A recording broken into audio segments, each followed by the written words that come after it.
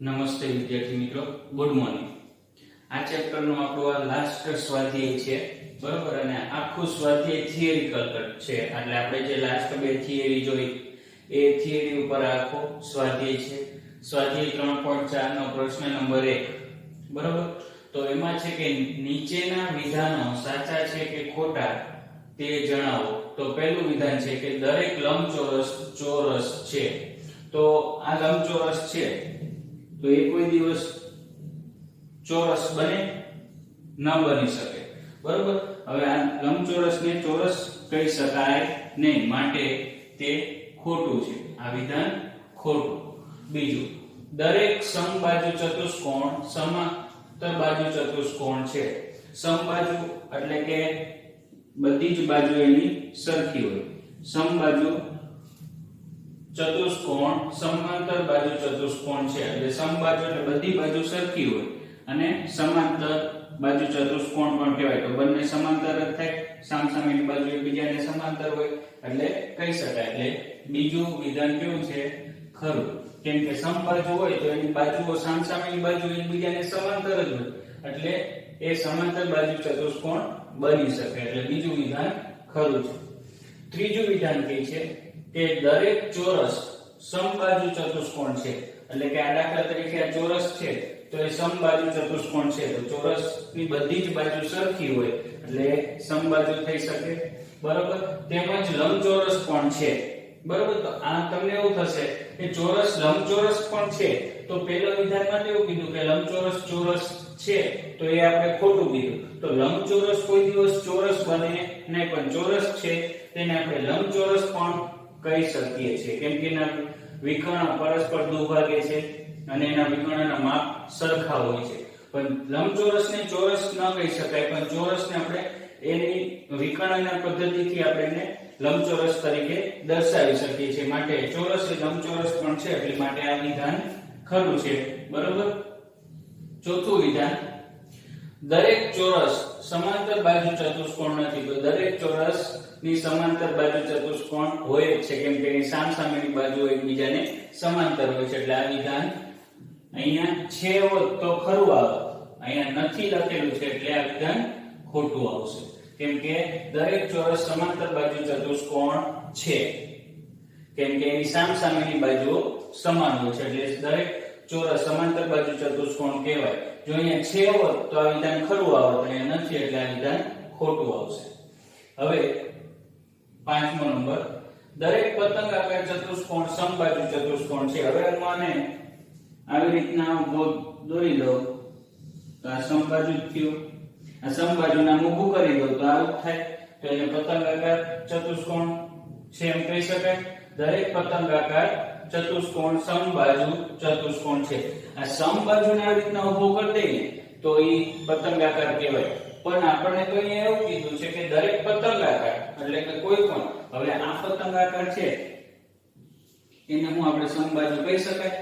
ન કહી શકાય, કેમ કે પતંગાકારની બાજુની બાજુઓ સમાન હોય છે, જ્યારે સમબાજુમાં ચારે બાજુઓ કેવી હોય? સમાન હોય છે, માટે આ વિધાન ખોટું આવશે। કેવું આવશે? ખોટું, બરોબર। નંબર 6, દરેક સમબાજુ ચતુષ્કોણ પતંગાકાર ચતુષ્કોણ છે। તો હમણાં જ મેં કીધું આ સમબાજુને આપણે ઊભું કરી દઈએ તો એ પતંગાકાર બને, એટલે આ વિધાન ખરું। નંબર 7, દરેક સમાંતર બાજુ ચતુષ્કોણ સમલંબ ચતુષ્કોણ છે। સમાંતર બાજુ, હવે આ સમાંતર બાજુ ચતુષ્કોણ જ છે, બરોબર। તેને સમલંબ કહેવાય, કેમ કે સામસામેની બાજુ સમાન છે, તો આ બેની છેદિકા થઈ। હવે આ બે સમાન લઈએ તો આ બેની છેદિકા થઈ, માટે સમાંતર બાજુ ચતુષ્કોણ સમલંબ હોઈ શકે, બરોબર। નંબર 8, દરેક ચોરસ સમલંબ ચતુષ્કોણ છે। તો સેમ આ જ વિધાનની માહિતી આને લાગુ પડે, કેમ કે સામસામેની બાજુ સમાંતર હોય, કોઈ પણ એક જોડ સમાંતર હોવી જોઈએ, તો આ સામસામેની આ સમાંતર લઈએ તો આ બે એકબીજાને લંબ થાય, હવે આ બે સમાંતર લઈએ તો આ બે લંબ થાય, માટે ચોરસ પણ સમલંબ ચતુષ્કોણ છે, માટે ખરું આવશે, બરોબર। હવે જોશું પ્રશ્ન નંબર 2। હવે જોશું આપણે પ્રશ્ન નંબર 2, એવા ચતુષ્કોણના નામ આપો કે જેમાં, આપણે પ્રશ્ન નંબર 2 માં એવું પૂછ્યું છે કે એવા ચતુષ્કોણના નામ આપો કે જેમાં પહેલું ચારે બાજુની લંબાઈ સમાન હોય, તો આપણે લાસ્ટ થિયરીમાં જોયું એક તો કોણ આવે ચોરસ, કોણ આવશે ચોરસ, પછી બીજું કયું આવે ચોરસ સિવાય બીજા કયા ચતુષ્કોણની ચારે બાજુ સમાન હોય તો સમબાજુ, ચોરસ અને સમબાજુ ચતુષ્કોણ, બરોબર। અહીં આપણને એવું પૂછ્યું કે એવા ચતુષ્કોણના નામ આપો કે જેમાં ચારે બાજુની લંબાઈ સમાન હોય, તો ચોરસની ચારે બાજુ સમાન હોય અને સમબાજુ ચતુષ્કોણની હોય, બરોબર। પછી એમાં બીજો સવાલ કે ચારે કાટખૂણા હોય, એવા ચતુષ્કોણના નામ આપો કે જેમાં ચારે કાટખૂણા હોય, તો એક તો ચોરસ જ આવે કેમ કે ચોરસના ચારે ખૂણા કાટખૂણા હોય, લાસ્ટ થિયરીમાં આપણે જોયું। પછી લંબચોરસ, લંબચોરસના ખૂણા કોણ કેવા હોય કાટખૂણા હોય, બરોબર। તમે જોઈ શકો આ ચોરસ છે તો ચોરસના ચારે ખૂણા કાટખૂણા હોય, પછી લંબચોરસના ચારે ખૂણા કેવા હોય કાટખૂણા હોય છે, ખ્યાલ આવ્યો। હવે વિદ્યાર્થી મિત્રો આપણે જોશું સ્વાધ્યાય 3.4 નો પ્રશ્ન નંબર 3। આ છે પ્રશ્ન નંબર 3 અને 4 આખો થિયરિકલ જ છે, બરોબર। એટલે આપણે અહીંયા જોવાનું છે અને સમજવાનું છે અને આ બેઠું તમારા નોટની અંદર લખવાનું રહેશે, બરોબર। આગળની જે આપણે આગળના લેક્ચરની અંદર જે થિયરી ચલાવી એ થિયરીને આધારે જ આ પ્રશ્નોના જવાબ આપવાના છે। તો અહીંયા પ્રશ્ન નંબર 3 માં એવું કીધું છે કે કેવી રીતે એક ચોરસ એ, પછી એના 4 સવાલ આપેલા છે, બરોબર। તો પહેલો સવાલ આપણે જોઈએ કે કેવી રીતે એક ચોરસ કે ચતુષ્કોણ કહેવાય, કેવી રીતે એક ચોરસ કે ચતુષ્કોણ, આપણે આ સવાલ વાંચવાનો પછી આ પહેલો સવાલ એની સાથે જોડી દેવાનો, એવી રીતના સવાલ પૂરો કરવાનો છે કે કેવી રીતે એક ચોરસ એ ચતુષ્કોણ બને। તો ચોરસ કેવી રીતના ચતુષ્કોણ બને, તો ચોરસને 4 બાજુ હોય છે તેથી તે ચતુષ્કોણ બને, બરોબર। સિમ્પલ આન્સર છે કેમ કે ચોરસને 4 બાજુ તો ચતુષ્કોણની 4 બાજુ હોય એટલે ચોરસ એ ચતુષ્કોણ બની શકે, બરોબર। સેમ બીજો સવાલ કેવી રીતે એક ચોરસ સમાંતર બાજુ ચતુષ્કોણ બને, તો એનો જવાબ પણ મેં લખ્યો છે કે ચોરસની સામસામેની બાજુઓ સમાન હોય છે તેથી સમાંતર છે અને સમાન તથા સમાંતર છે તેથી તે સમાંતર બાજુ ચતુષ્કોણ બને। હવે આ ચોરસ હોય, બરોબર, તો આ ચોરસની સામસામેની બાજુ સમાન હોય અને એકબીજાને સમાંતર હોય માટે ચોરસ એ સમાંતર બાજુ ચતુષ્કોણ બને, બરોબર।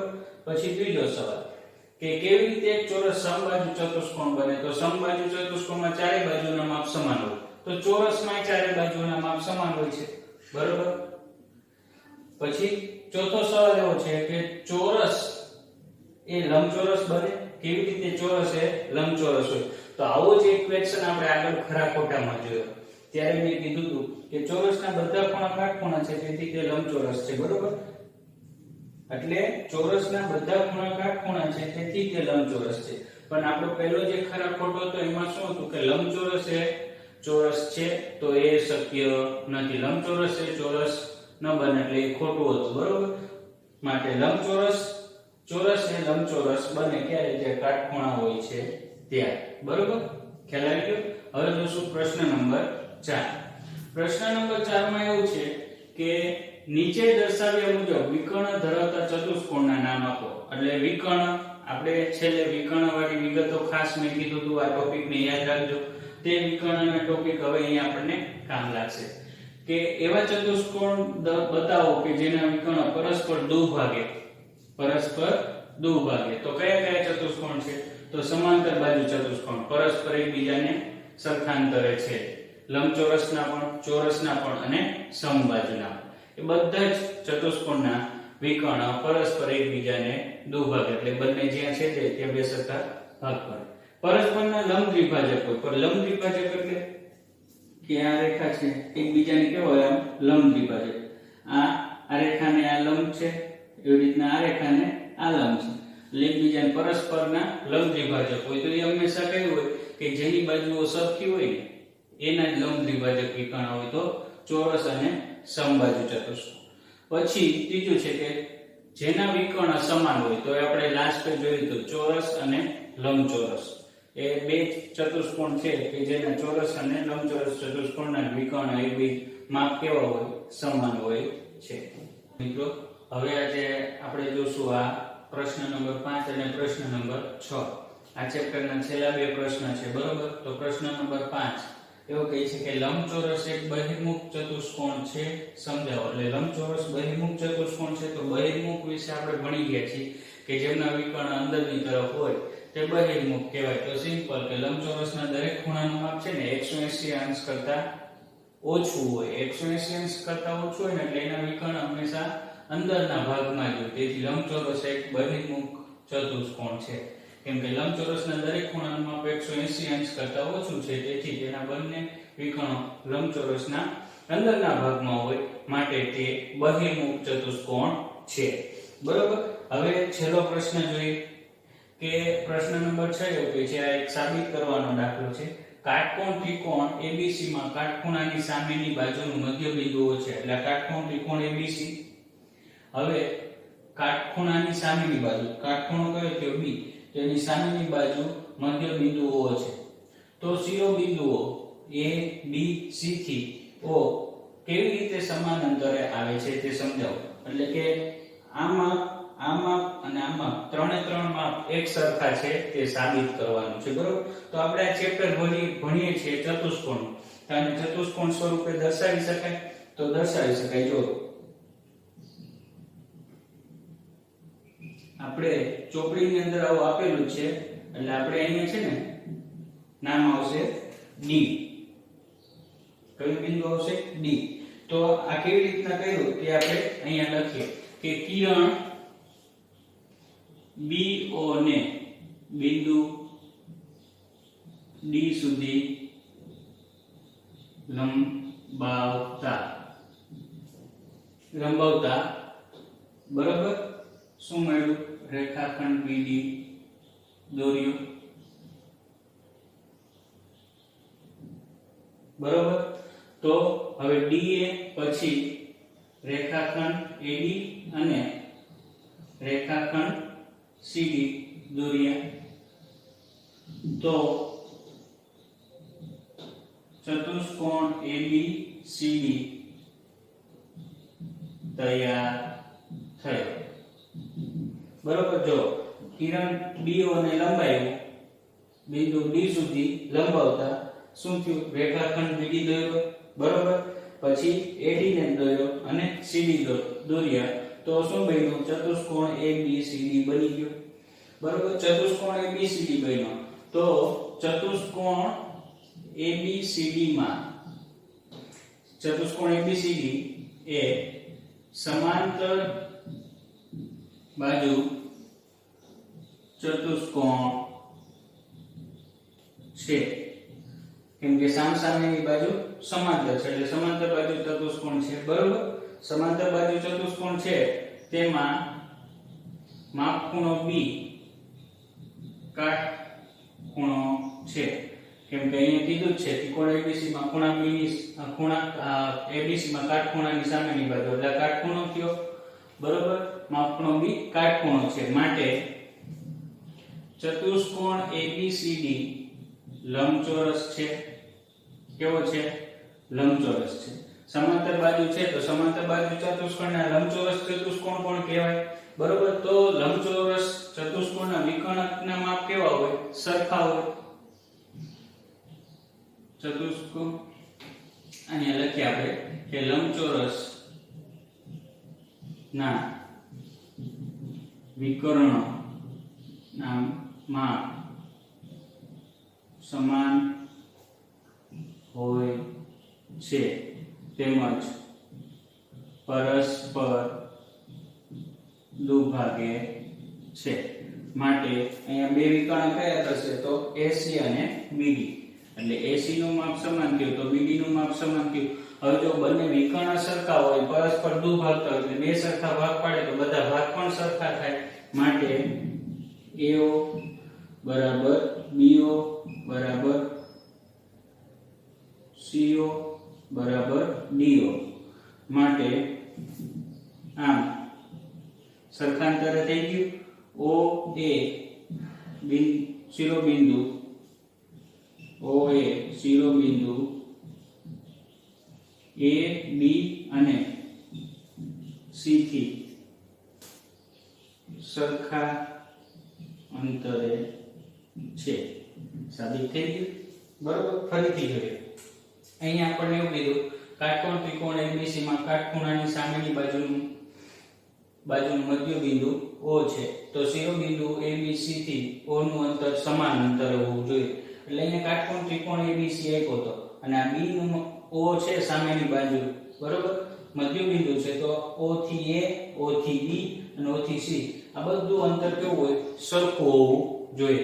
એ સાબિત કરવાનું. એટલે BO ને છે ને મેં લંબાવી D સુધી જોડી દીધું. તો કિરણ BD જોડાઈ ગયું તો શું બન્યું? રેખાખંડ BD બન્યો. હવે D ને A સાથે જોડ્યો, D ને C સાથે જોડ્યો તો AD અને CD જોડાઈ ગયું તો શું બન્યું? ચતુષ્કોણ ABCD બન્યો. બરોબર. હવે ચતુષ્કોણ ABCD સામસામેની બાજુના માપ સમાન છે એટલે સમાંતર બન્યો. સમાંતર બન્યો તો પણ અહીંયા આપણને કીધું છે કાટખૂણો છે એટલે માપ ખૂણો B કાટખૂણો છે. બરોબર. માટે એને લંબચોરસ પણ કહી શકશું. એટલે લંબચોરસ છે તો લંબચોરસમાં આપણે થિયરીમાં જોયું કે લંબચોરસના વિકર્ણના માપ સરખા હોય પરસ્પર દુભાગે. એટલે વિકર્ણના બેયના માપ સરખા થયા. બરોબર. બેયના માપ સરખા થયા માટે વિકર્ણ પરસ્પર દુભાગે છે એટલે બે સરખા ભાગ પડે. એટલે આના બે ભાગ પડે તો આ માપ જેટલું થાય એટલું જ આ થાય, આ જેટલું થાય એટલું આ થાય. એટલે બધાના માપ સરખા બને. અને કેમ કે બંને વિકર્ણના માપ સરખા છે એટલે આ એક માપ જેટલું હોય એટલું જ આ ચારે ચારનું સરખું થશે. માટે O એ શિરોબિંદુ ABC થી સરખા અંતરે છે.